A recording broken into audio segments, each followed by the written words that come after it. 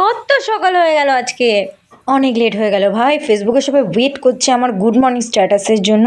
আমার কাপটা কোথায় কোথায় গেল? হায় ভগবান, এই গরিবের স্টিলের গ্লাস দিয়ে কি হয় না? ছি ছি, আমি কোথায় বড় লোক, সবাই আমাকে ভাববে এই গরিব টরিব কোথা থেকে এসছে স্টিলের গ্লাস নিয়ে।